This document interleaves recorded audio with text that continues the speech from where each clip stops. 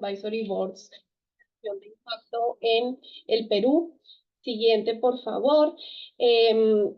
Me disculpan todos los inversionistas de impacto que están acá presentes, pero tenemos un grupo diverso, entonces discúlpenme la obviedad, pero para homogenizar conocimiento en todos los acá presentes, poner en consideración cómo es relevante la inversión de impacto de cara a los retos que como sociedad enfrentamos en el alcanzar estos objetivos de desarrollo sostenible.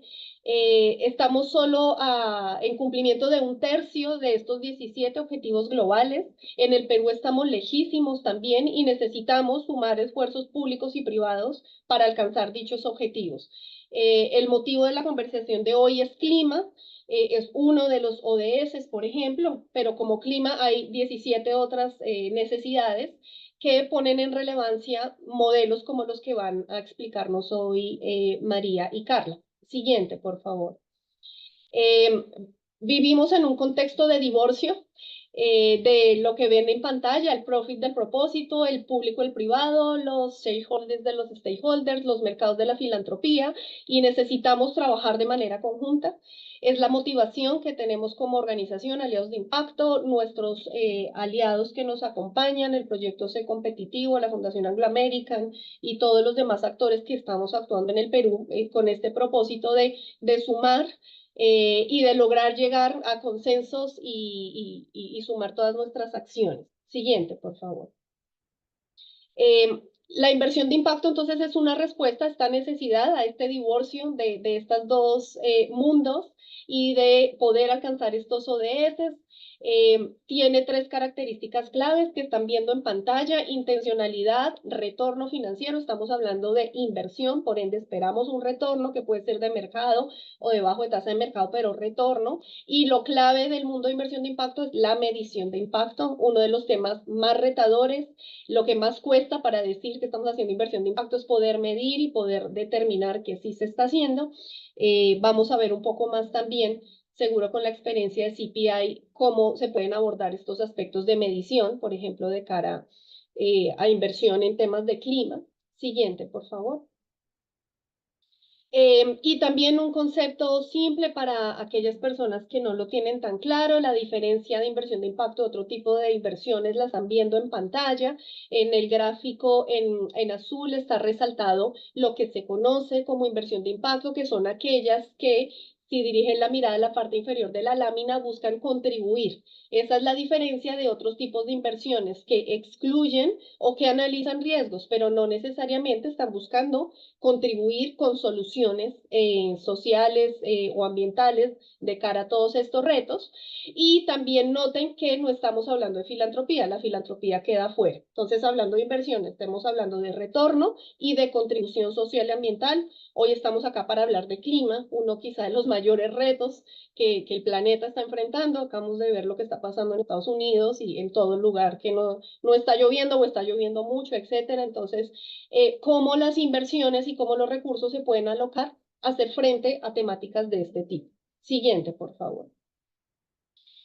También, pues, para conocimiento de los que no están tan involucrados, esto no es un tema nuevo. Ven allí en la pantalla distintos medios de comunicación y prensa internacional que hablan de inversión de impacto en el mundo. Entonces, esto no es algo novedoso. Muchos de ustedes son fondos de inversión de impacto, entonces lo conocen muy bien. Siguiente, por favor. También decirles que no estamos hablando de montos pequeños. Según el Global Impact Investment Network, que ven allí, 1.164 billones es el tamaño estimado del mercado de inversión de impacto. Estamos hablando entonces de mucho dinero con alto potencial. De eso muy poco llega a la región, menos del 4%. Venimos creciendo como región, como ven en la gráfica, en el recuadro rojo, pero aún estamos muy lejos. Eh, entonces, tenemos este reto de cómo movilizar mayores recursos y cómo buscar justamente ser un poco más creativos en modelos que nos permitan movilización de capital. Y bueno, para hacer más jocosa la situación, tenemos unos rayones en amarillo que están viendo allí que, bueno, igual nos permiten ver la lámina.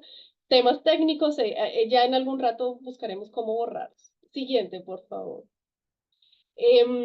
Contarles que como aliados de impacto estamos buscando generar un ecosistema de inversión de impacto. Necesitamos empresas que estén listas, lo que se les llama investment readiness, para recibir inversión. Necesitamos inversionistas con capital y con tolerancia al riesgo. Hoy vamos a hablar de clima en particular y cómo hacer frente a esto.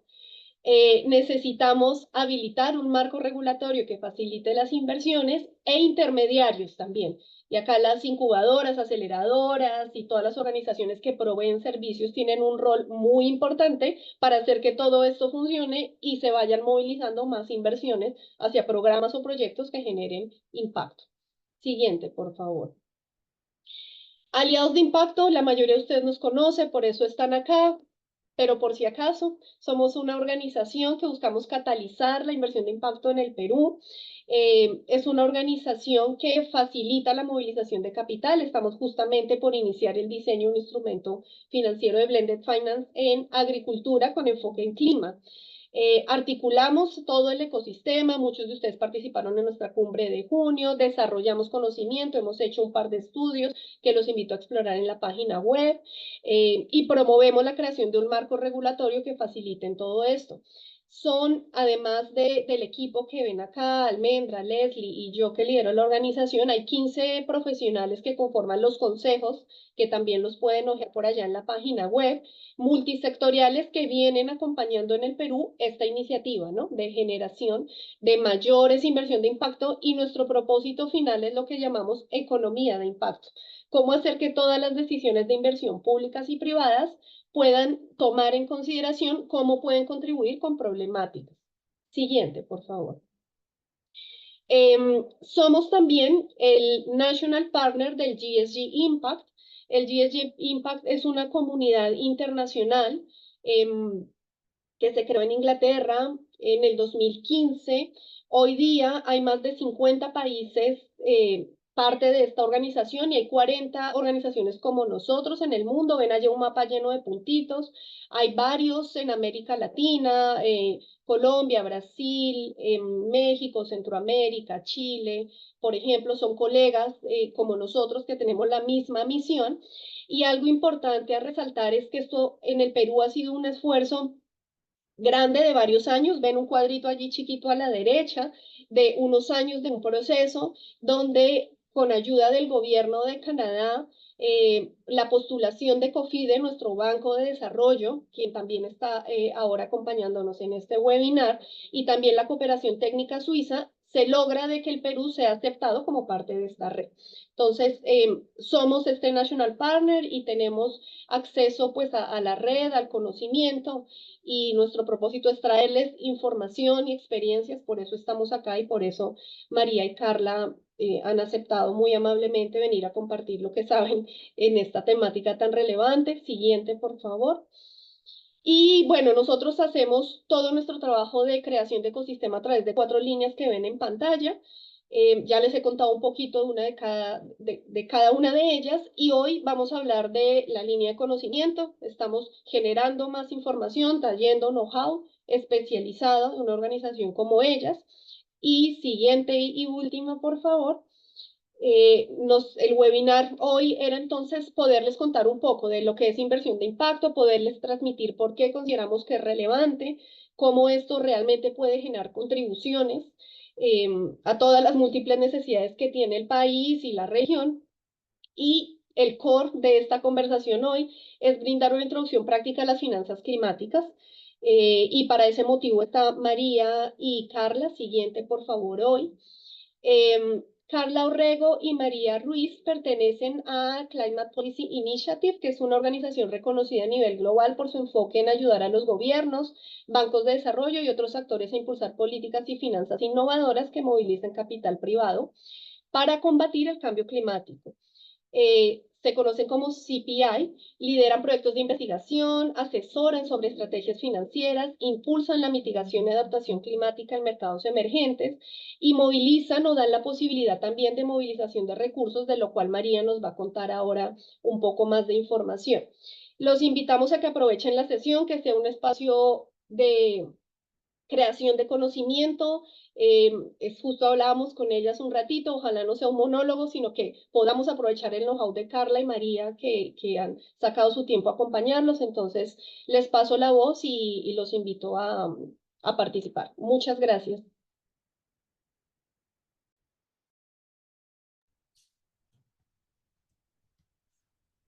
Perfecto, gracias Marisela. Buenas tardes a todos. Gracias por acompañarnos y gracias aliados de Impacto por la invitación. Como Marisela dijo, mi nombre es Carlos Rego y yo soy la Global Senior Manager del área de innovación financiera en Climate Policy Initiative.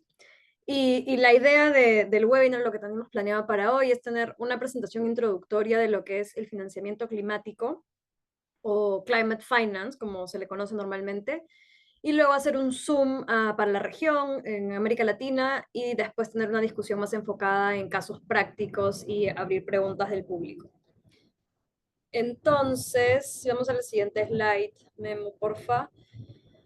Brevemente, para los que no conocen CPI y en línea con lo que decía Marisela, somos una organización que trabaja en la intersección de clima, finanzas y políticas públicas, brindando servicios de asesoría y análisis que puedan generar más inversiones en proyectos climáticos. Trabajamos con gobiernos, empresas e instituciones financieras para impulsar un crecimiento económico sostenible que al mismo tiempo enfrente los desafíos del cambio climático. El siguiente slide, por favor. El CPI opera hace 15 años y tenemos 7 oficinas alrededor del mundo y además proyectos en múltiples países y regiones con una presencia significativa en estos países en los que trabajamos. Siguiente slide. Nuestro trabajo se divide en 3 principales ejes, que son, primero, el mapeo y seguimiento de flujos de financiamiento climático global. Segundo, la asesoría para la efectividad y alineación de políticas públicas, y esto es principalmente enfocado en trabajo con el sector público y muchas veces a nivel de gobierno. Y tercero, el diseño e implementación de soluciones de financiamiento innovadoras, que es lo que conocemos como Innovative Finance nosotros, y este tiene un foco mucho más en el sector privado. Y además tenemos un eje transversal, como ven abajo, que es el poder de convocatoria. Y la idea acá es traer a diferentes actores que operan en el ecosistema a la mesa para poder desarrollar alianzas estratégicas y tener un mayor...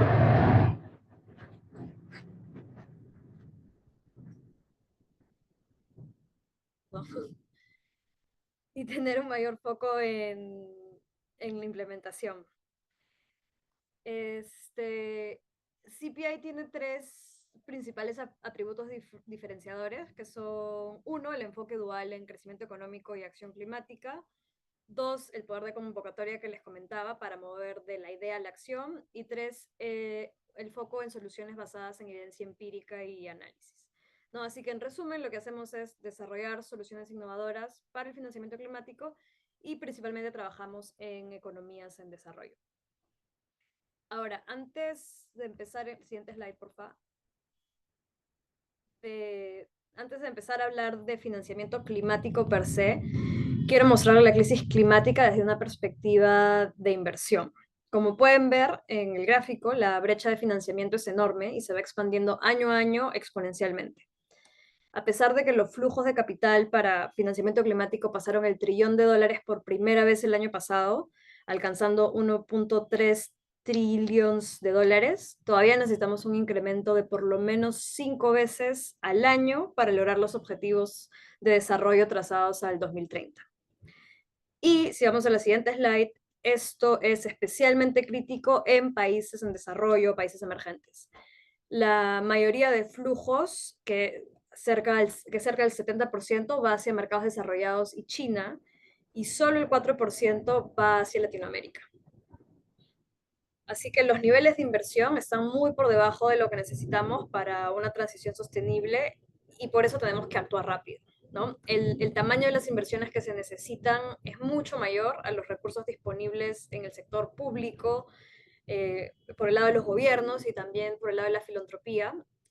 Y por eso es fundamental la participación del sector privado, sobre todo del sector privado local en las regiones de desarrollo, como América Latina. Ahora, la pregunta es, por supuesto, ¿cómo hacemos que haya más inversiones en este tipo de proyectos y que estos proyectos atraigan capital privado? Y La respuesta es creando un pipeline de soluciones que sea invertible y que tengan un perfil de riesgo-retorno que sea atractivo para los inversionistas. Siguiente slide, por favor. Una más. Para crear un pipeline invertible, primero necesitamos desarrollar estas soluciones que sean viables en el mercado. Y CPI viene trabajando hace más de 10 años en tratar de generar este pipeline de vehículos que sean escalables y abordar las barreras de inversión y la percepción de que no existen buenas alternativas, siempre con el foco de que hay un retorno detrás de este tipo de inversiones. En ese sentido, tenemos dos programas que son nuestras incubadora y aceleradora flagship, que buscan abordar estas barreras en distintas etapas del proceso de desarrollo para atraer capital privado. Lo que buscamos con esto es atraer mecanismos o trabajar con mecanismos financieros que buscan resolver un problema de mitigación o adaptación climática y que tengan potencial catalítico tanto en términos de impacto como de escalabilidad y que finalmente puedan ser comercialmente viables. Un paréntesis, solo para mencionar que cuando hablamos de mitigación nos referimos a la reducción de gases de efecto invernadero utilizando, por ejemplo, energías renovables. Y cuando hablamos de adaptación nos referimos más a crear la resiliencia frente a cambios en patrones climáticos que tienen una serie de efectos como sequías que afectan a agricultores o desastres naturales que vienen a ser más frecuentes. Entonces, como ya mencioné, trabajamos en crear un pipeline de soluciones que sea invertible y esto lo hacemos a través de la innovación financiera para reducir el riesgo de las transacciones y atraer capital a los sectores y regiones donde la plata no está yendo. Las soluciones que estructuramos son cualquier tipo de mecanismo financiero que regule el flujo de los recursos monetarios hacia los proyectos climáticos y el trabajo de campo. A lo que nos referimos con mecanismos financieros, y Memo, se puede decir en la siguiente slide, porfa, es a distintas herramientas financieras que puedan ser desde fondos de private equity, deuda privada o hasta esquemas de pago por resultado como bonos de impacto ambiental. Como pueden ver acá en el slide, tenemos una taxonomía para clasificar todos los tipos de instrumentos con los que trabajamos. Y si se dan cuenta, nada de esto es nuevo en el sentido tradicional de inversiones o financiamiento, sino que lo diferenciador es cómo usamos y combinamos estas herramientas para hacer estos proyectos o estas inversiones atractivas. Por eso, nuestro enfoque de estructuración se centra en mitigar los riesgos y tratar de lidiar con las barreras de inversión que provienen que un proyecto sea financieramente viable. Entonces, barreras típicas van desde costos de prefinanciamiento, altos tickets de inversión inicial, hasta falta de capacidades técnicas o asimetría de información. Una manera de lidiar con estas barreras es usar blended finance o financiamiento mixto, que es un término, un concepto que suena mucho últimamente. Y básicamente es una forma de estructuración que hace posible conectar los distintos actores financieros con su perfil de riesgo-retorno adecuado. Si puedes ir al slide previa un momento, luego pasamos a la otra. Otra manera es usando modelos de costos-beneficios como el pago por resultados, que ven abajo, que resuelven la falta de capital inicial para un proyecto y el mismatch en el timing de generación de ingresos, ¿no? Muchas veces los ingresos se van a generar después de algunos años y no hay suficientes recursos para operar sin ingresos durante ese tiempo. Otra herramienta son las garantías crediticias, que ayudan a mitigar riesgo con un aval o esquemas de seguro, como seguros paramétricos que están indexados a una métrica que permite medir y reaccionar al riesgo de una manera más tiempo eficiente, ¿no? Y esto lo llamamos herramientas de mejoramiento crediticio. También se pueden usar esquemas de agregación para resolver el problema de los tickets de inversión pequeños y costos altos asociados a la diversificación, como por ejemplo tener que llevar o conducir varios proyectos de due diligence y no hay los recursos para hacerlo en múltiples proyectos a la vez, ¿no? Entonces utilizamos un vehículo como un fondo donde se pueda reducir esa diversificación y donde se pueda incrementar esa diversificación, reducir las capacidades necesitadas y tener exposición a más proyectos. Y por último, otro Otra herramienta muy utilizada son estos vehículos de asistencia técnica, que básicamente son pool de recursos utilizados para ayudar en el desarrollo de proyectos, apoyo operacional, capacitaciones, monitoreo, entre otros, que ayuda a reducir el riesgo percibido sobre el pipeline del proyecto, del fondo que está operando, por ejemplo, en proyectos de infraestructura en alguna región de Latinoamérica. Y adicionalmente, un componente muchas veces importante es el uso y aprovechamiento de nuevas tecnologías como parte de la solución financiera. Y esto es para ya sea reducir costos o resolver problemas operacionales, hacer proyectos localizados, o sea, muy específicos según el contexto, que sean más viables, o incluso apoyar el desarrollo de nuevas tecnologías para hacerlas viables. Por ejemplo, si vemos servitización, que es este modelo donde pagas por lo que usas o consumes,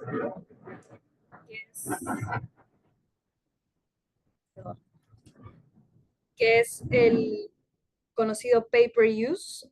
Eh, Hace un par de años trabajamos con un modelo en Brasil que ofrecía el servicio de captura de metano en plantas hidroeléctricas. La idea era transferir el riesgo de los operadores de invertir en nuevas tecnologías, y el servicio era ofrecido por una empresa, un tercero, que luego monetizaba la remoción de este metano de los reservorios y lo convertía en energía que luego revendía.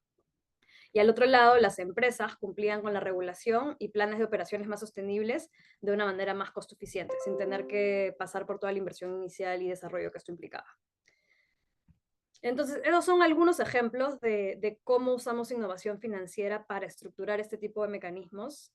Y si vamos al siguiente slide, haciendo un poco más de zoom en qué es Blended Finance, como ya mencioné, es una forma de estructurar o un approach de estructuración. No es un activo, no es un tipo de vehículo, sino es un enfoque para estructurar instrumentos financieros. Lo que buscamos acá es combinar los diferentes perfiles de riesgo-retorno de diferentes actores, principalmente son actores privados y públicos, que están optimizando por diferentes variables, ¿no? El privado por retorno de mercado, el concesional o público normalmente por impacto generado. Entonces, al mezclar estos dos tipos de incentivos, podemos hacer que los flujos de un proyecto repartan o distribuyan en función a las necesidades de cada uno de estos actores y hagan el proyecto viable, ¿no? Y lo que buscamos es combinar los recursos para poder hacer que la transacción se dé. Si vamos al siguiente slide. Esta es la definición en términos económicos. O sea, lo que hacemos al combinar estos tipos de capital es, por un lado, aumentar el retorno de los activos y, por el otro lado, bajar el riesgo de ciertos activos. Y un ejemplo bien rápido es, por ejemplo, tenemos un proyecto de energía renovable que solo da de retorno 15%. Por un lado tenemos a inversionistas institucionales que buscan 18% debido al riesgo que implica tomar esta inversión. Y por otro lado tenemos de repente a una multilateral que está interesada en el impacto que este proyecto pueda generar como número de nuevos trabajos y está dispuesta a un retorno menor. Entonces, el inversionista institucional quiere un 18%, el inversionista multilateral está dispuesto a tomar un 12%, el proyecto te da un 15%, y a la hora de mezclar los flujos puedes generar diferentes tranches o cuotas y repartes lo que cada uno necesita. Y al final el inversionista concesional lo que está comprando es más impacto que retorno, y el inversionista institucional o comercial está buscando más retorno que impacto. Y solo para dar unas estadísticas, el año pasado las transacciones de Blended Finance utilizando este modelo movilizaron más de 200 billones de dólares, y normalmente la tasa promedio de movilización, que por dólar invertido concesional puedes movilizar hasta 5 veces capital privado en el proyecto. Siguiente slide, por favor.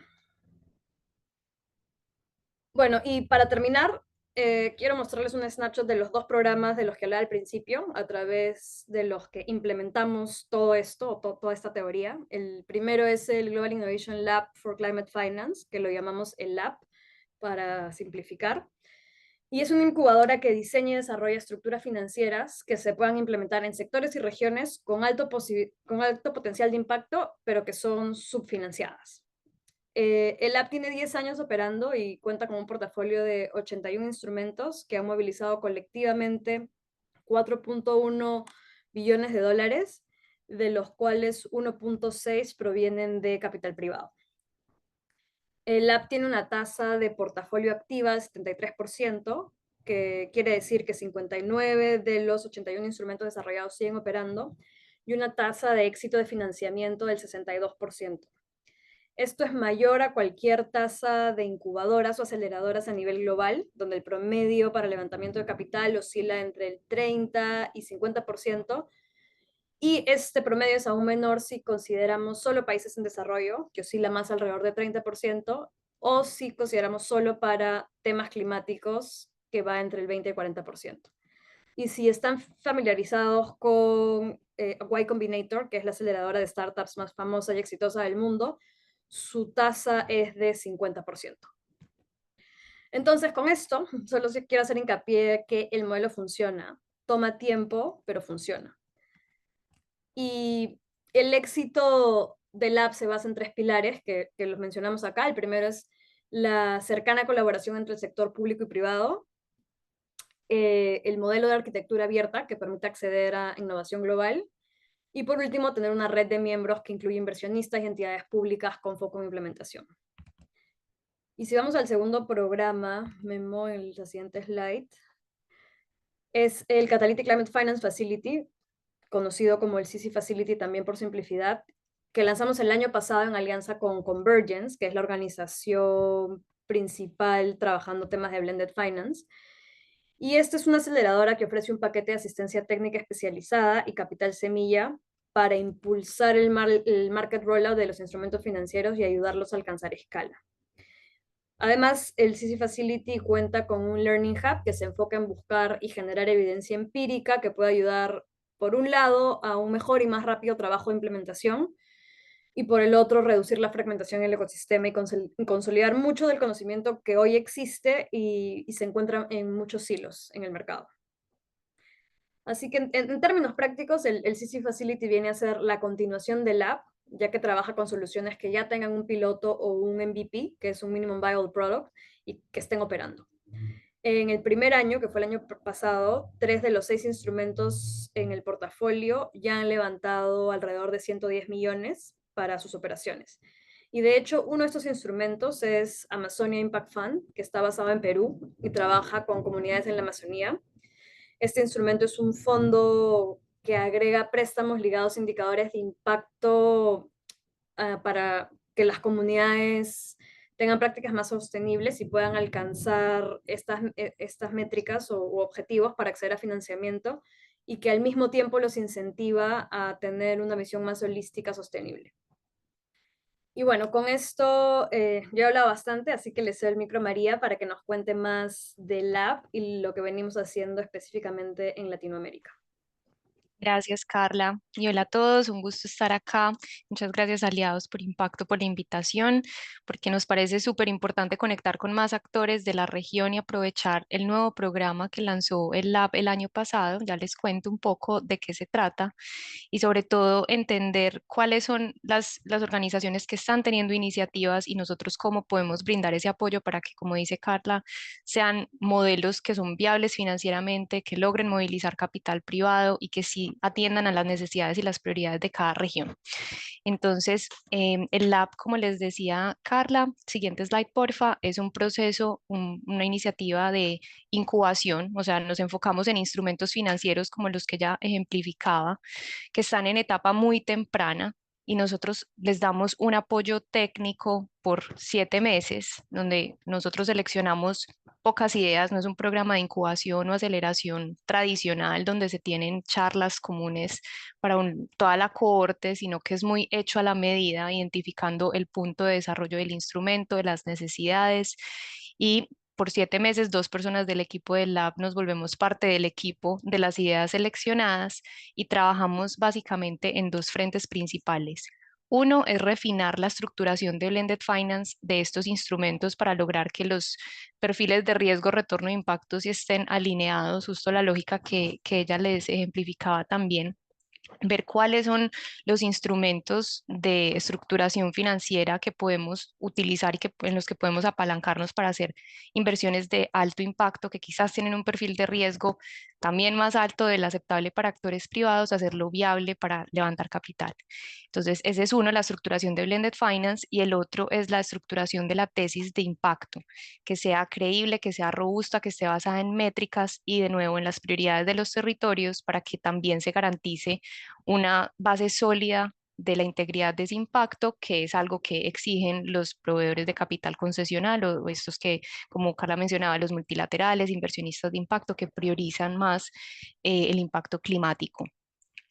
El Lab se lanzó en 2014, ya hace 10 años, como una iniciativa global, pero con un foco siempre a desarrollar instrumentos o soluciones que estén pensadas para economías emergentes. Entonces, muy pronto después de que se lanzó la iniciativa global, se crearon programas regionales o nacionales en geografías que son estratégicas. El primero que se creó fue en Brasil hace 8 años, luego se creó un programa en India, uno en Sudáfrica y este del África, y el año pasado se tomó la decisión de lanzar un programa para Latinoamérica, América Latina y el Caribe ex Brasil y en Filipinas. Este paso de lanzar el programa de América Latina y del Caribe es súper valioso porque pues Brasil ha sido un hub y tiene mucha experiencia en el desarrollo de su ecosistema de finanzas climáticas. Entonces tenemos mucho material para apalancarnos de lecciones aprendidas, de prioridades de diferentes actores, de qué ha funcionado y qué no, para expandirlo al resto de la región, entendiendo que pues tenemos retos similares, pero también contextos muy distintos. Hasta ahora, entonces, el LAB ha desarrollado 81 instrumentos. En la corte que acaba de cerrar del año 2024, acompañamos 2 instrumentos de América Latina. Nos apalancamos en una red de más de 100 miembros. Esto es un factor clave, la colaboración público-privada, porque si hablamos de blended finance, necesitamos justamente entender cuáles son las expectativas y los modelos de trabajo de fondos de desarrollo, fondos multilaterales, fundaciones, gobiernos y actores del sector privado como la banca comercial, aseguradoras, asset managers, fondos de capital privado y fondos de impacto. Y tenemos 300 expertos, más de 300 expertos en el equipo del lab, pero también en toda nuestra red que nos nutren este proceso, o sea, que el acompañamiento que le damos a los instrumentos sí es de nuestro equipo, pero también nos apalancamos en perspectivas de terceros que son los que han sacado estos instrumentos adelante o los que están invirtiendo en ellos. Siguiente, por favor. El lab ha logrado movilizar, pues o los instrumentos que han salido del lab han logrado movilizar 4.000 millones, $4.000 millones, lo cual no es menor, con una tasa de éxito de 62%. Y lo más interesante de esto es que cerca del 40% vienen de actores privados, lo que mencionaba Carla, muestra que este modelo sí funciona. Sí funciona porque es apalancarse del lenguaje y de los activos que ya los actores privados conocen y que se ajustan a sus perfiles de riesgo-retorno para hacer viables inversiones de mayor impacto. Siguiente, por favor. Estos son algunos de los miembros de nuestra red. Nosotros somos un programa financiado por gobiernos. Por ejemplo, el programa de América Latina es financiado por el gobierno de Estados Unidos y el gobierno de Inglaterra. Y nosotros como CPI somos el secretariado, somos los que lideramos la implementación y gestionamos esta red. Pero acá, como pueden ver, hay grandes nombres en la región. Tenemos, por ejemplo, a Credit Corp Capital, que hace parte de nuestra red del nuevo lab latinoamericano, pero tenemos grandes nombres como el BID, IFC, BlackRock, la CAF, DFC, etcétera. Cada programa regional siguiente también tiene a su vez una red de organizaciones que dan asesoría y feedback y también nos sirve para hacer el gancho para que vayan aprendiendo estos temas y se conecten con instrumentos para que ellos luego puedan invertir o desarrollar sus propios instrumentos. Acá pueden ver los programas regionales que les mencionaba. Entonces los más recientes son de Asia Pacífico, Filipinas y Latinoamérica. Siguiente, por favor. Nosotros no nos enfocamos en sectores prioritarios, somos como agnósticos en términos sectoriales, desarrollamos o apoyamos de soluciones que apoyen o estén encaminados a canalizar capital a transición energética, o sea, energías renovables o eficiencia energética, movilidad sostenible, uso del suelo, que tiene que ver con agricultura, forestería, todo lo que quepa en soluciones basadas en la naturaleza que son tan relevantes para nuestra región, porque en países como Colombia, Perú, Brasil, la principal causa de las emisiones no viene ni siquiera de la matriz energética, sino de la deforestación y el uso del suelo, entonces solo relacionado con soluciones de estos sectores que tienen impacto allí, ciudades sostenibles, agua, en fin. Entonces tenemos más foco en soluciones que tengan impacto, que sea relevante para los países y las regiones donde tenemos presencia. En Latinoamérica tenemos 23 instrumentos, la mayoría está en Brasil, pero como les digo, la idea es ya apalancar las soluciones y las experiencias que hemos tenido con Brasil en el resto de América Latina y tenemos 73% del portafolio activo, es decir, instrumentos que siguen en pie, haciendo inversiones o avanzando hacia su desarrollo, en levantamiento de capital o desplegando capital. Siguiente. ¿Cómo funciona? Nosotros funcionamos con ciclos anuales, una convocatoria anual que se lanza en octubre, está abierta desde octubre a diciembre. De hecho, la convocatoria para 2025 la tenemos abierta. Entonces, si alguno de ustedes está liderando un instrumento de financiación para soluciones climáticas en América Latina, los invitamos a que apliquen. Ahorita les vamos a dejar el link en el chat. Entonces, de aquí a diciembre estamos recibiendo convocatorias, aplicaciones, haciendo una, un screening de que sí sean instrumentos financieros, porque esto es diferente a otros procesos de incubación y aceleración. Nosotros no nos enfocamos en la solución como tal, no estamos apoyando el desarrollo de nuevas tecnologías ni de nuevos proyectos que tengan impacto climático, sino más bien en el vehículo financiero que va a invertir en ellos y que los va a hacer viables. Entonces, que sea vehículo financiero, que esté en nuestras regiones priorizadas, que sí esté en etapa temprana, que tenga una estructura inicial, que haya una base de investigación que lleve como claramente a la lógica de por qué, cuál es la barrera que impide que estas soluciones reciban capital y cómo el instrumento está abordando esa barrera para hacerlo viable. Entonces estamos haciendo ese screening. Entre enero y febrero sucede la selección que ocurre con el equipo experto del lab, pero que luego pasa a evaluación por los miembros de nuestra red, primero por la red regional y luego la red global, para luego seleccionar una cohorte de cada año. En 2025 vamos a trabajar con 9 instrumentos a nivel global. 2 de ellos van a ser en América Latina, uno enfocado en soluciones de mitigación, uno enfocado en soluciones de adaptación climática, que como les mencionaba Carla, la diferencia está en que mitigación busca reducir o capturar las emisiones de CO2 y las de adaptación busca aumentar la capacidad adaptativa y la resiliencia a los efectos climáticos, pues del cambio climático que ya estamos evidenciando, que ya estamos sufriendo. En América Latina y lo que hemos visto en la cohorte que acompañamos en 2024 es que hay una estrecha relación entre ambas. Ahorita les cuento un par de ejemplos, pero también conectado con soluciones relacionadas con el uso en el suelo. Muchas veces sí desarrollamos soluciones basadas en la naturaleza como agricultura regenerativa, por ejemplo, combinar, no sé, ganadería con árboles, con diferentes tipos de vegetación, con conservación de las fuentes de agua, con la restauración de esos ecosistemas. Los ecosistemas van a capturar carbono y a la vez van a aumentar la capacidad adaptativa y de ese sistema productivo de las familias que dependen de él. Entonces, bueno, está la selección. Luego, entre marzo y agosto, acompañamos el desarrollo del instrumento. En septiembre es la graduación y el lanzamiento lo acabamos de tener hace un par de semanas en la Semana del Clima de Nueva York. Ahí las ideas con las que trabajamos hacen el pitch final a nuestra red de miembros y allí se toma la decisión de si se aprueba, o sea, si tienen la calidad para que salgan a mercado o que tengan el sellito del lab o no. Y luego damos un apoyo de implementación que ya es menos dedicado, menos tiempo dedicado por parte de nuestro equipo, pero igual es conexión con apoyo con asesoría legal, con potenciales inversionistas, apoyo en terminar de refinar cosas que quedaron pendientes del proceso de desarrollo, pulir cosas y también a partir de este año, algunas ideas, las mejores ideas de cada ciclo, les estamos dando un apoyo financiero con un grant de capital de trabajo que los acerque un poco más a pasar a implementación de mercado, porque recuerden que nos enfocamos en etapa temprana para pasar de concepto a un piloto listo para implementación. Siguiente. Estos son los miembros de nuestro panel regional para América Latina y el Caribe. Entonces, pueden ver que tenemos un grupo muy variado de organizaciones que ya vienen participando en los mercados de capitales de la región.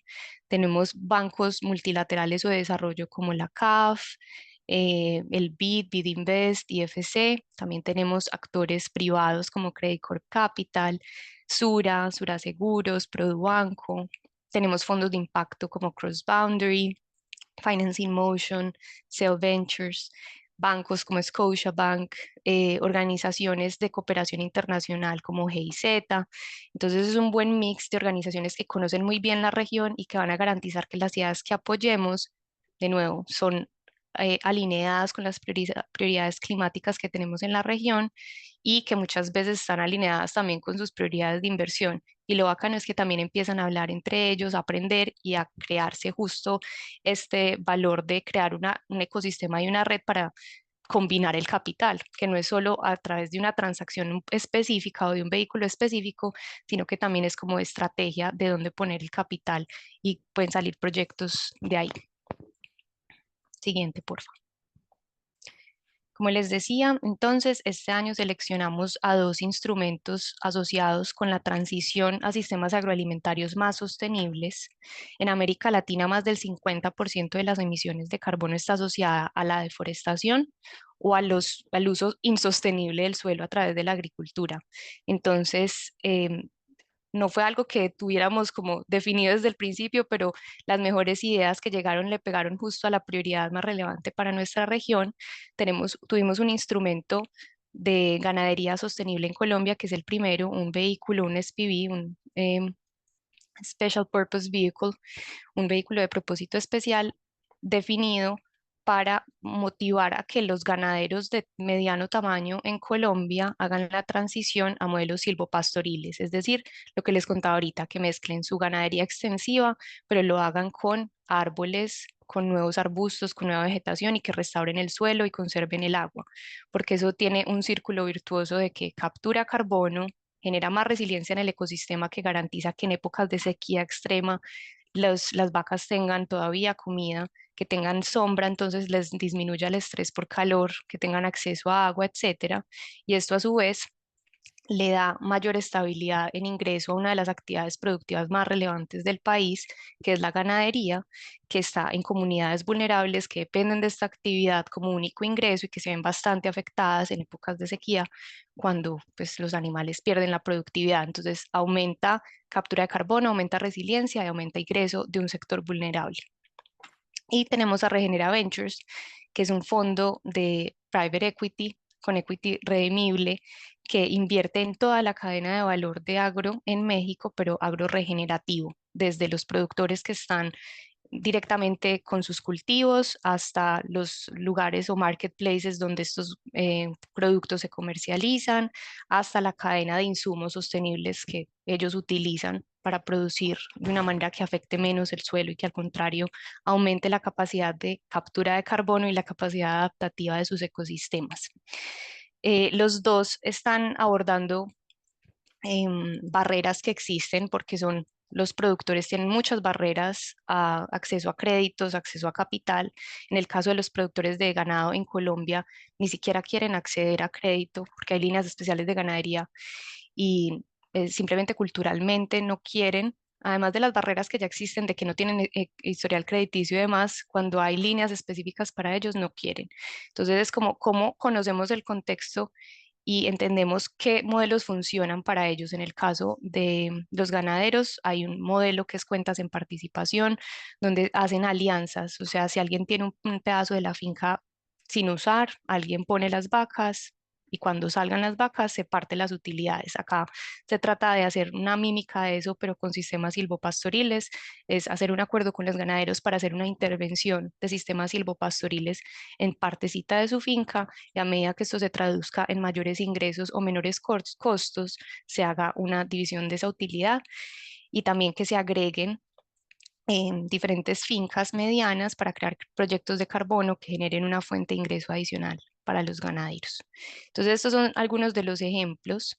En el lab hemos tenido ejemplos de muchos tipos. En nuestra página web pueden ver todo nuestro portafolio y ahí pueden encontrar incluso detalle de cuál es el diseño, el racional que nos llevó a aconsejarles a que estructuraran el instrumento de cierta manera. Entonces pueden encontrar el detalle de estos dos. Y nos gustaría ya para cerrar contarles otro ejemplo de la región muy interesante que salió en una cohorte anterior en Brasil. Se llama Amazonía Viva. Este es liderado por Natura. Natura es un corporativo que sirve de ancla y nos ejemplifica cómo también las empresas del sector privado pueden desarrollar instrumentos financieros innovadores de impacto climático. Esto no tiene que venir de instituciones financieras ni de fondos de capital privado necesariamente. En las cortes hemos tenido ONGs, universidades, consorcio entre diferentes aliados, sí, organizaciones del sector privado, pero también emprendedores que tienen experiencia financiera y salen a montar una solución de este tipo.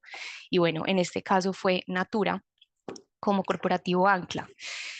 En América Latina hay muchos corporativos con grandes ambiciones de sostenibilidad y hemos visto que esa es una gran oportunidad para que esas estrategias de sustentabilidad no sean simplemente como donaciones y filantropía, sino que se piensen de manera más estratégica para ser catalítico, es decir, para que sirvan para canalizar y capturar capital de otros y multiplicar su impacto.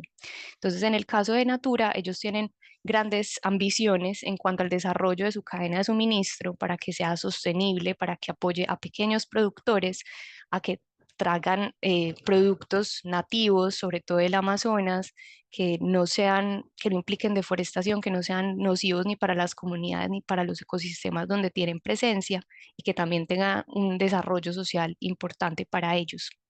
Entonces, básicamente lo que ellos quieren es desarrollar la bioeconomía, y lo que hicieron fue crear un fondo de 50 millones para financiar cooperativas de la región amazónica, cooperativas de pequeños productores, para que saquen, por ejemplo, azaí de manera sostenible.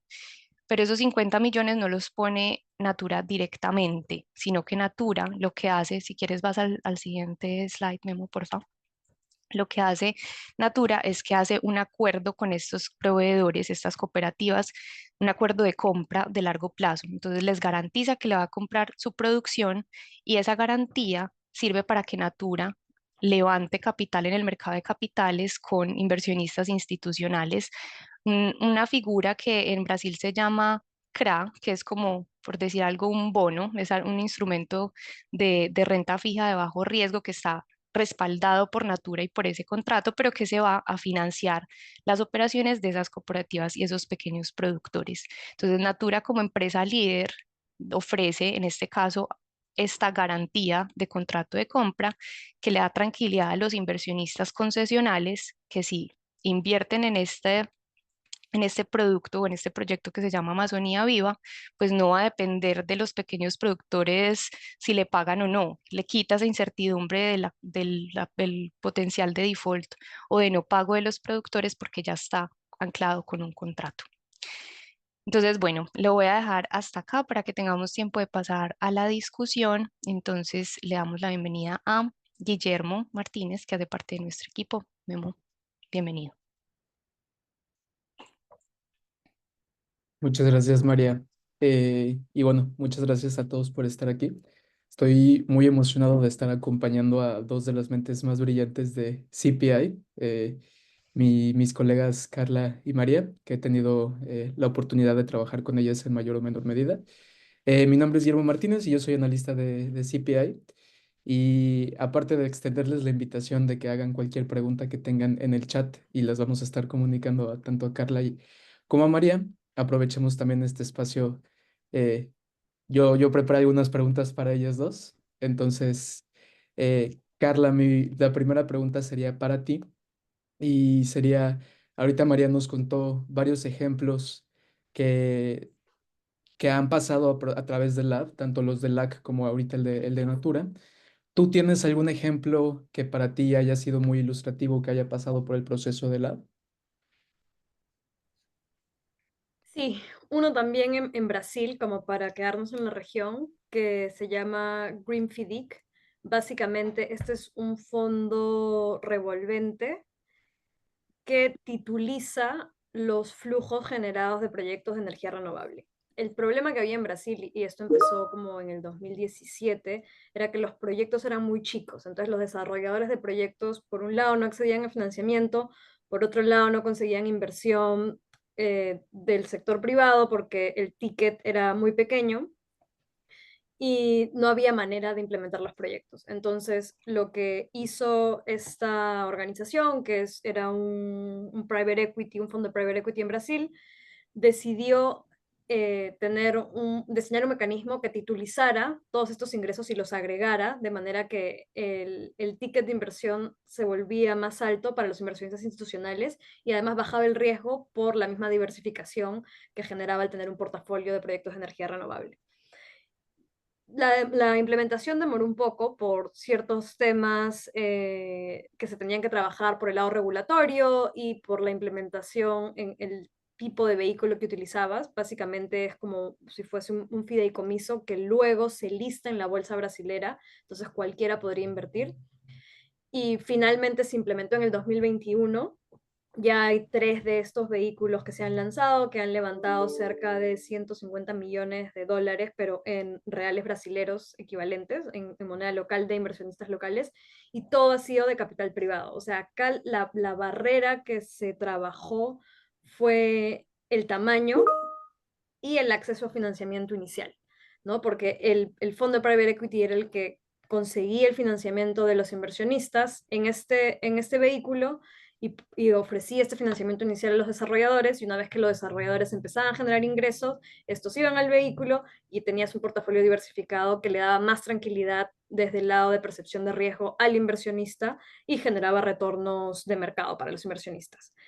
Y ahora este modelo ha seguido escalando y se ha seguido replicando en Brasil. El objetivo es llegar a los billones de dólares en movilización de capital. Van a lanzar un nuevo instrumento y ahorita están viendo la manera de cómo automatizar mucho más este proceso de titulización para lograr el lanzamiento de estos vehículos mucho más rápido y en serie, ¿no? Entonces, por el lado de energía es súper interesante, y por el lado un poco más de innovación climática es que también están trabajando con proyectos de almacenamiento de energía que se están empezando a implementar en Brasil y que tienen este problema porque ya proyectos de energía solar son un poco más comunes, están un poco más institucionalizados en el sector privado, entonces están empezando a entrar a proyectos de almacenamiento de energía, proyectos también de energía eficiente y combinar un portafolio un poco más en tipos de utilización o necesidades energéticas.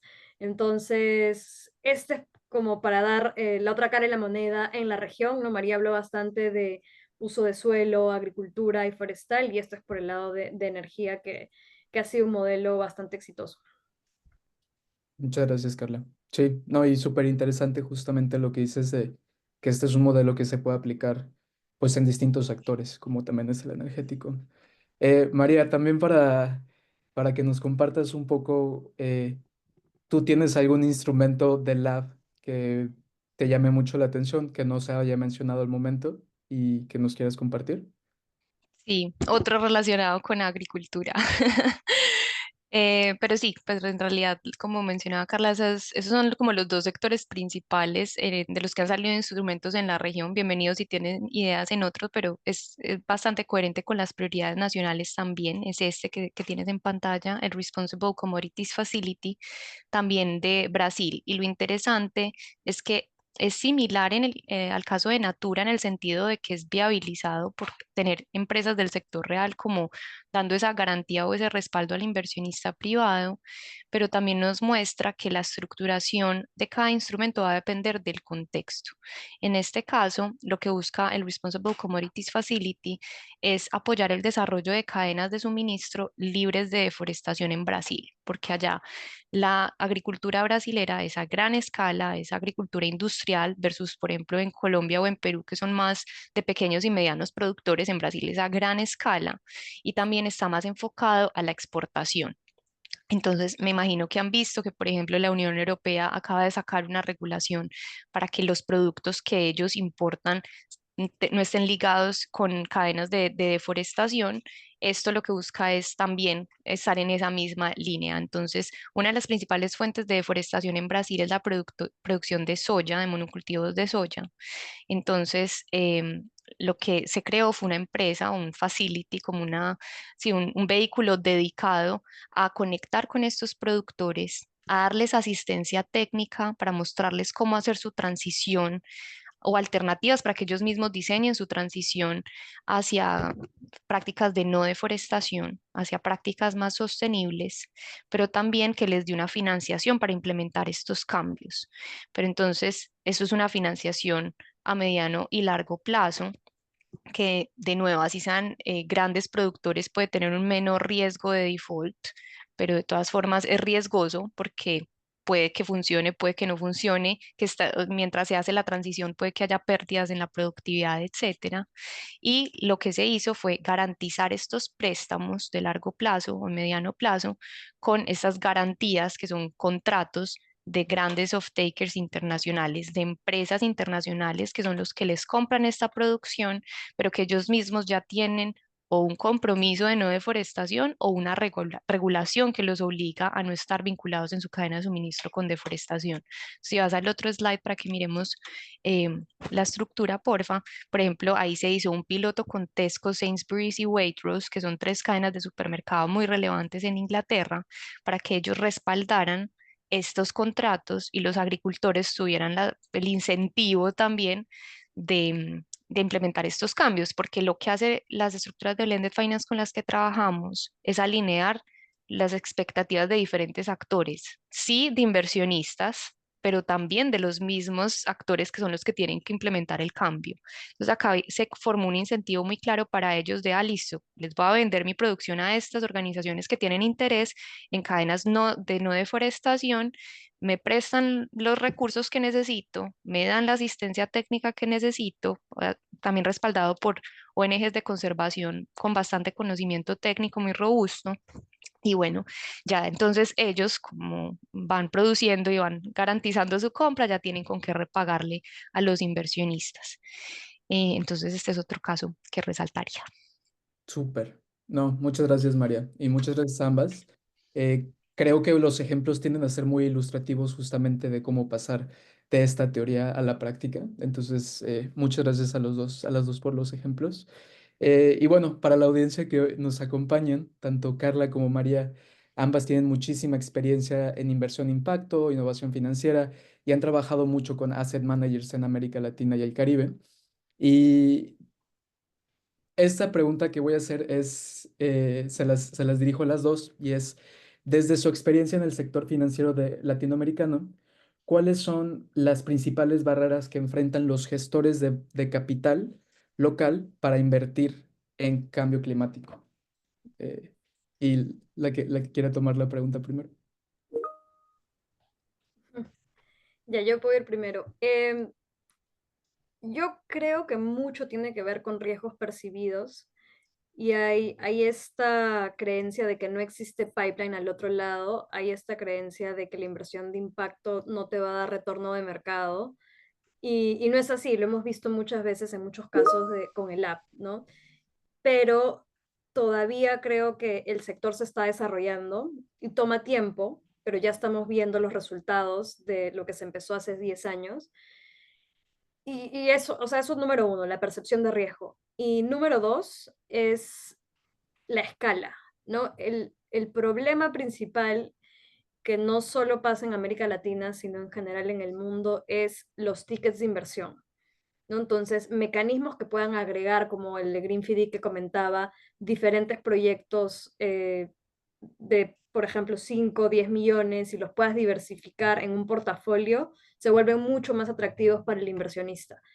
Porque escalar estos nuevos proyectos, al final del día lo que estamos tratando es de implementar nuevas teorías de cambio, ¿no? En el que se pueda monetizar los recursos naturales, en los que puedas tener una intervención mucho más sostenible, pero al final son cosas que recién se están implementando y para esto el riesgo percibido es mucho más alto. Entonces, algo que al inversionista para el inversionista sería mucho más atractivo es cómo bajas ese riesgo percibido y cómo agregas esto en un portafolio que te permita diversificar ese riesgo y empezar a ver los resultados de eso. Entonces yo diría que esos son los dos principales.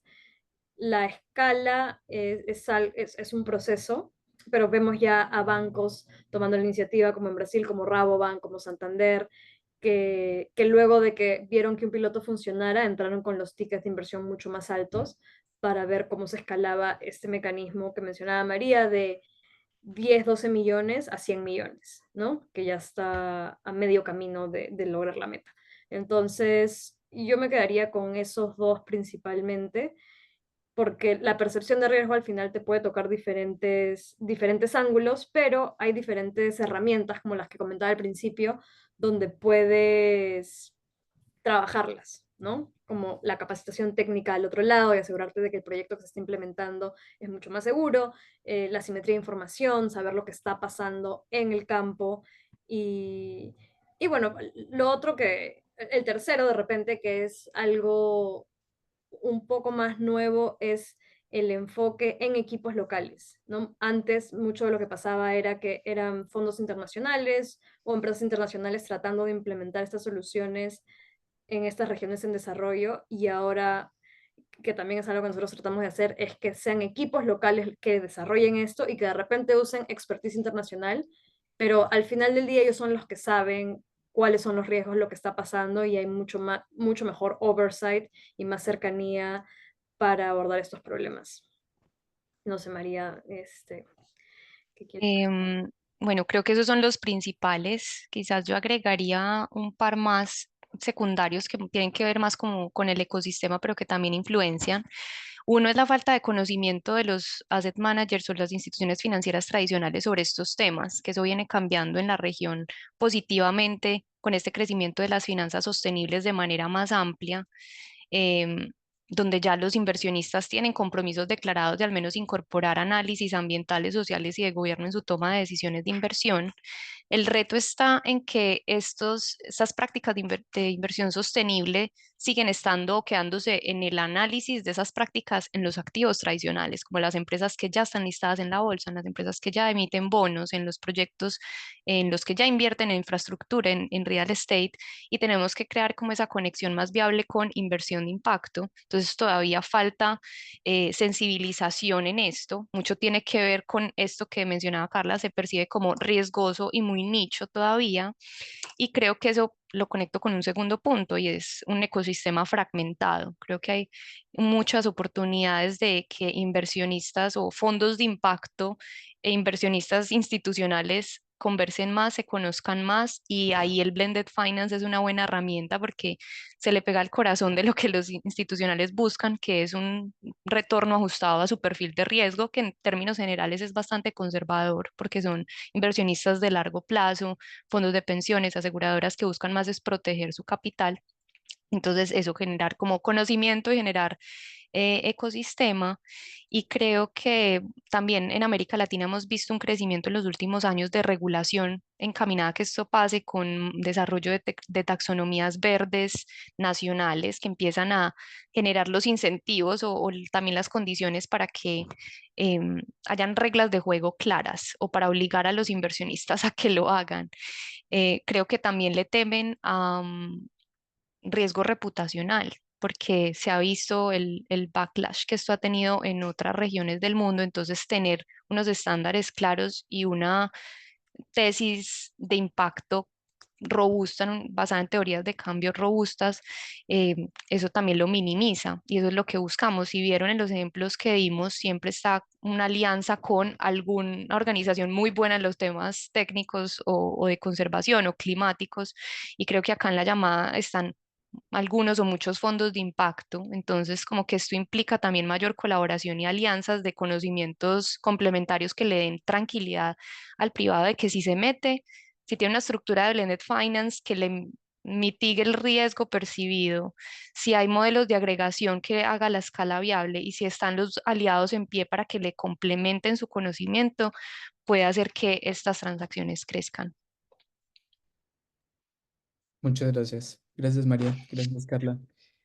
Carla, tengo otra pregunta para ti y es, ahorita se ha mencionado mucho eh, pues la teoría de blended finance. Para alguien que quiere incursionar en temas de blended finance, para cambio climático en específico, ¿cómo deberían comenzar? ¿Qué aspectos tú sugieres que deben contemplar para empezar este approach?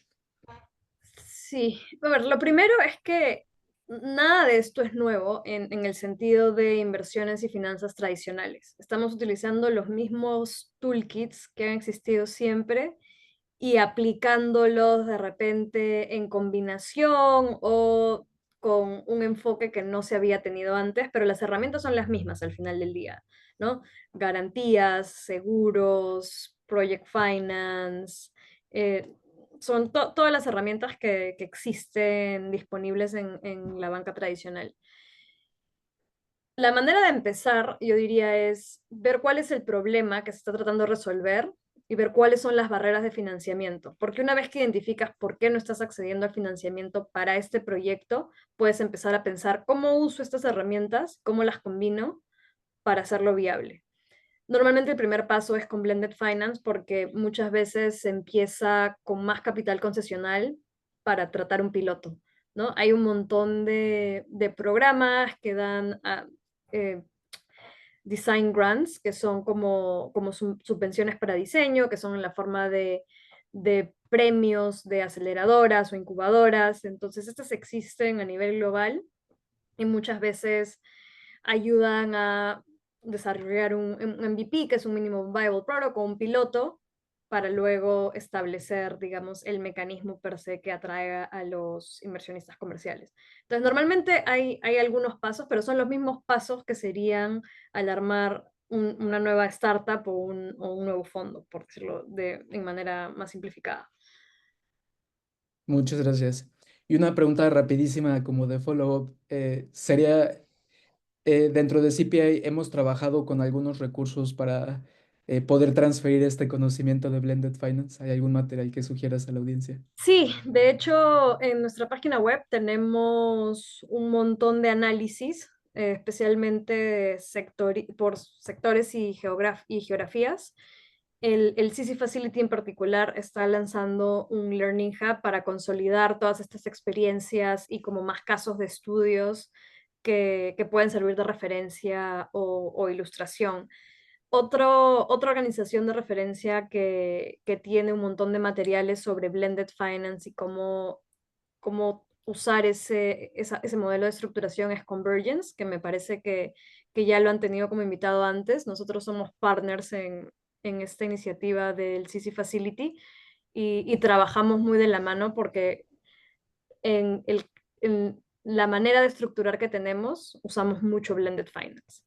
Entonces, ellos también tienen muchos casos de estudios y lecciones aprendidas en los últimos 10 años sobre cosas que han ido bien, que no han ido bien y por qué ha sido de una manera u otra. Súper. Muchas gracias. Muchas gracias.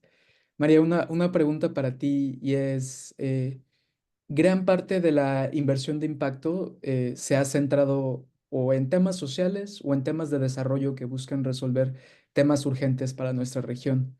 Eh, ¿Por qué entonces priorizar la inversión climática? Muy bien, yo creo que el tema de cambio climático y de en general como la superación de los límites planetarios se tiene a entender como un tema ambiental. Es como o damos empleo y damos comida o salvamos el mundo. Y creo que eso es un error. Eso creo que es el tema de cambio climático es ante todo un tema social. Los efectos del cambio climático no están en el futuro, sino que ya están ocurriendo, ya los estamos viendo. Al menos en Colombia tengo los ejemplos más vivos. En la ciudad de donde soy, Medellín, ha habido tormentas y lluvias que no se habían visto nunca, con deslizamientos que tienen impacto en infraestructura, tanto rural como urbana. Hay sequías que están afectando la producción agrícola. Estamos viendo ejemplos en Estados Unidos con tormentas y huracanes sin precedentes. También en Perú, Bolivia, los incendios forestales en el Amazonas. O sea, ya se están viendo todos estos impactos que tienen impacto, todos estos efectos que tienen impacto en infraestructura, en nuestra seguridad alimentaria, en nuestra seguridad hídrica. Y todo esto, ¿a quién afecta más? A las personas más vulnerables. América Latina es la región más desigual del mundo. Y cuando una persona que vive en una ciudad costera con poca infraestructura de vivienda es víctima de una tormenta, obviamente se ve mucho más afectada que otras personas que estén en una infraestructura más fuerte. Entonces, el cambio climático tiene impactos que están pasando ya y que son sociales y que exacerban retos sociales que ya estamos evidenciando. Entonces, ¿por qué invertir en cambio climático? Creo que es porque está integrado con todos los sectores, con todas las geografías y, como digo, tiene un impacto mayor en las comunidades más vulnerables. Lo hemos visto en los ejemplos de los dos instrumentos con los que trabajamos en el lab. En Colombia, gran parte de la población que vive por debajo de la línea de la pobreza tiene la agricultura y la ganadería como una única fuente de subsistencia. Entonces, al generar nosotros inversiones en cambio climático, lo que estamos haciendo es generar inversiones en el bienestar de largo plazo de las personas, inversiones en su capacidad adaptativa, inversiones en garantizar algo tan básico como la alimentación. Y ya muchas de las estrategias de impacto social que tenemos en la región quizás tienen impacto climático, solo que no hacemos esa conexión tan directa. Entonces también es como entender la conexión y la complejidad de los múltiples retos que en los fondos de impacto intentamos resolver, y también ser estratégico, ¿cierto? Porque las finanzas climáticas, hay inversionistas, los de nuestra red, que tienen las finanzas climáticas y la naturaleza como una prioridad. Eso es un ángulo que, repito, puede que ya los fondos de la región estén trabajando, pero no lo hagan explícito. Y si lo hacen explícito, se vuelve una avenida de levantamiento de capital con inversionistas institucionales, internacionales, perdón, que ya tienen América Latina como priorizado. Pero el mensaje es: el cambio climático no es un tema ambiental, es un tema ante todo social y relevante para una de las regiones más vulnerables como es América Latina. Gracias, María. Y sí, de suma importancia justamente esto de reconfigurar el mensaje, ¿no? Y cómo se asocian estos términos. Bueno, pues un recordatorio a la audiencia que tenemos un espacio de preguntas y respuestas. Si alguien quisiera levantar la mano o quitarse el mute para hacerle una pregunta directamente a María o a Carla. Pero en el Inter también pueden dejar las preguntas en el chat. En el Inter veo una pregunta de Gael en el chat que pregunta: ¿qué tan poco elaborado puede ser la idea que es aceptada en el lab? Por ejemplo, si aún no está probado la existencia de un pipeline. Bueno, es muy buena pregunta y voy a empezar enviándoles el link a nuestra convocatoria para que vayan mirando en más detalle las condiciones e invitándolos a un webinar que vamos a tener la próxima semana, el 18, para que se registren, donde vamos a explicar en mayor detalle el proceso de selección, el proceso de aplicación, qué tipo de iniciativas o de mecanismos nosotros estamos buscando. Pero para responder tu pregunta, Gael, directamente, si bien nos enfocamos en etapa muy temprana, donde no tiene que haber ningún piloto desarrollado ni nada en pie, porque lo que justamente tratamos de abordar es la estructura misma del vehículo financiero, sí necesitamos que haya una base conceptual que justifique y que demuestre que el vehículo sí tiene como unas bases para su implementación, entre ellas el pipeline. O sea, sí se tiene que tener claramente identificada cuál es el tipo de activo en el que se va a invertir. ¿Es ganaderos? ¿Es pymes, es soluciones de energía renovable, es soluciones de movilidad sostenible, en qué sector, en qué región, por qué eso se prioriza versus otro, y si tiene que haber un testeo de un pipeline potencial inicial, porque es uno de los, si bien no tiene que estar pues ya listo el pipeline de tengo estas 20 empresas en las que voy a invertir mañana, porque lo único que me falta es el capital, no, sí que tenga un estudio de mercado previo que garantice que sí es accionable, que sí va a ser financieramente sostenible una vez la estructuración esté en pie. Carla, no sé si quieras complementar algo sobre eso. Sí, de repente para simplificar la idea, puede ser un proyecto que esté operando, pero que no logre el financiamiento, como decíamos, y que es un proyecto que quiere trabajar con diferentes ganaderos o agricultores a mayor escala y no está logrando el financiamiento. Entonces, ya hay una intervención desarrollada, y como dice María, ya está la idea, ya está identificado el problema, ya está identificado el potencial de la intervención y necesitan ayuda para estructurar el modelo de financiamiento de esa iniciativa. Entonces, nosotros estamos, digamos, un nivel más arriba en la parte de transacción y financiamiento de la iniciativa que se puede ya estar desarrollando en campo. Hay, creo, otra pregunta de Andrés. Andrés, ¿no? En el chat. Sí, Andrés pregunta si hay posibilidades de aplicación en proyectos de obra por impuesto que prioricen el cierre de brechas en los territorios. Sí, obras por impuesto es un tipo de pago por resultados, dependiendo de cuál es la tesis o el objetivo de la intervención detrás. Tiene que ser claramente climática, ¿no? Ya sea, como decíamos, puede ser en temas de energía, en temas de agricultura, en temas de infraestructura o agua. Si hay una tesis clara, sí se puede aplicar. Y lo otro, de repente, para clarificar, es que normalmente trabajamos con la regulación existente. No hacemos supuestos sobre potenciales cambios que puedan darse en la regulación que queremos ver, porque no es la situación actual. Entonces, es cómo aplicar estas soluciones con el estado actual de las cosas, sobre todo sabiendo que en América Latina cambios gubernamentales o cambios a nivel de ley pueden tomar bastante tiempo. Ujú. Y de hecho se pueden apalancar antes las regulaciones que están. Quizás este es en Perú algo que ya muchas empresas están obligadas a hacer o tienen el incentivo en pie para que lo hagan. Es como las aprovechamos para catalizar el capital que movilizan. Por ejemplo, en Colombia hay unas compensaciones ambientales obligatorias que las empresas simplemente pagan y ya, y cuando ya terminan el proyecto, lo que sea, pues simplemente se van y ya.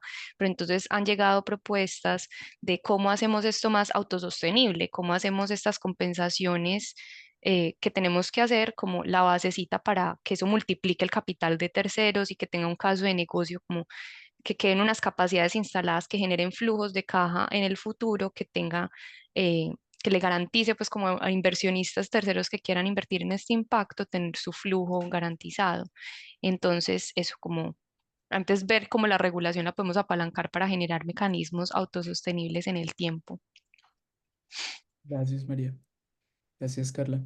No sé si alguien más tenga alguna pregunta. Las pueden ir dejando en el chat o pueden levantar la mano.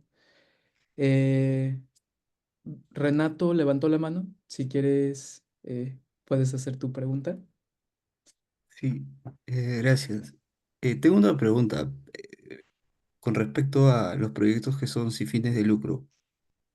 Eh, yo trabajé y desarrollé un proyecto sin fines de lucro en Francia, que es un proyecto que actualmente se encuentra en desarrollo y pero no hay fines de lucro en ese sentido. Entonces, un proyecto que no tiene fines de lucro puede acceder a estos instrumentos que ustedes han mencionado. Esa es la primera pregunta. Y la segunda es, ¿no se le podría llamar un proyecto con fines de lucro, pero sin embargo, también existe la venta de equipos tecnológicos dentro de este proyecto. Es un proyecto que busca crear políticas para combatir el impacto de la huella de carbono. No sé si ese proyecto calza o podría postularse, pero es un proyecto creado, es un proyecto que está en marcha desde hace 20 años aquí en Francia y actualmente se está desarrollando en paralelo en Marruecos, en Chile, en Túnez y en Lima está previsto desarrollar este proyecto. eh, no sé si... Ujú. Bueno, tendríamos que entrar a más detalle como para analizar las particularidades del proyecto y si quieres, te dejamos también la información del webinar porque puede que haya más oportunidad de, pues tenemos más luces, pero para darte respuesta como primera línea, tiene que ser un mecanismo financiero que esté ligado a esos proyectos, o sea, porque no acompañamos el desarrollo del proyecto en sí mismo, sino del vehículo pensado para canalizar capital público y privado hacia el desarrollo de este tipo de proyectos. Entonces, si hay un mecanismo financiero en pie, primera característica para decir si puedo aplicar. Segundo, la parte que sea sin ánimo de lucro. Está perfecto que un proyecto hasta ahora se desarrolle sin ánimo de lucro, pero nosotros sí nos enfocamos en, de nuevo, instrumentos financieros que busquen capitalizar o canalizar capital privado. En ese sentido, sí tiene que haber un caso claro de cómo ese proyecto va a generar repagos para ese inversionista privado. Puede que no sean el retorno más alto del mercado, puede que sea retorno por debajo del mercado y ya eso lo empecemos a balancear dentro de la estructuración del Blended Finance, pero sí tiene que tener una fuente que devuelva el capital y que esté pensado para eso, para que los privados le metan plata, porque la premisa es cómo utilizamos este capital multilateral de gobiernos, de corporaciones que dan filantropía, cómo lo utilizamos de una manera más estratégica para que eso nos sirva para multiplicarlo por 2, por 5, por 10 y canalizar capital de privados. Puede que los que estén proveyendo el capital hoy sigan sin el objetivo de lucro, está perfecto. Ese sería como la capita concesional, pero que el proyecto en sí mismo, o sea, el activo subyacente, sí genere fuentes de repago. Muchas gracias, María. Gael pregunta si para ser un poco más específicos, si al lab le podría interesar si no está aún definido cómo llegar al mercado identificado. Eh,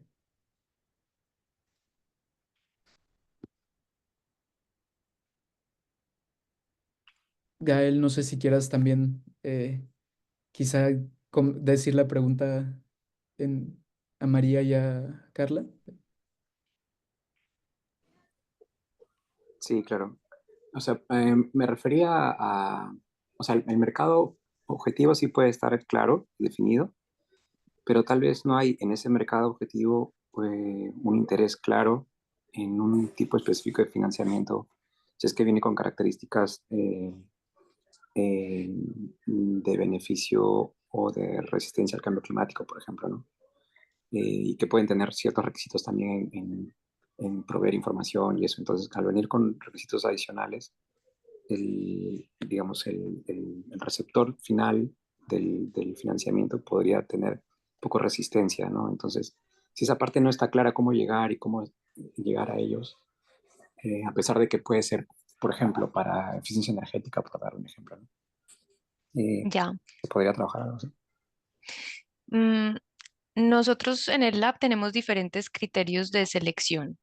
Uno, que sea un instrumento innovador que esté abordando una barrera que exista actualmente para que estas soluciones accedan a capital.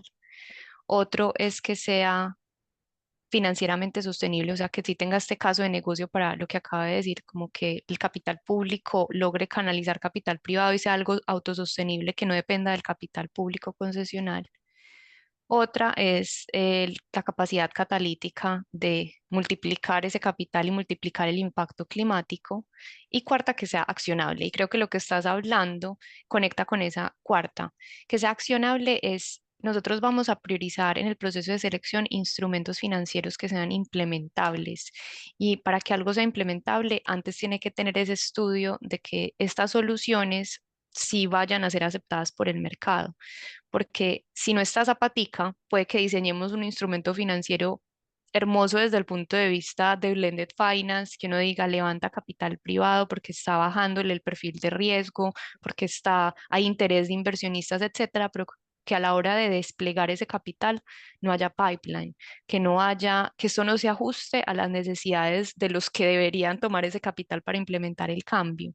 Entonces, de nuevo, hay que analizar como el caso que estás mencionando en más detalle, pero esto que mencionas de si en el mercado hay unos requisitos o unas barreras especiales de compartir información, de quizás no están los incentivos en pie, etcétera, y no es algo que desde el diseño del instrumento se pueda abordar, sino que es una barrera de entrada importante, sí nos levantaría una bandera roja en el lado de implementabilidad de actionability.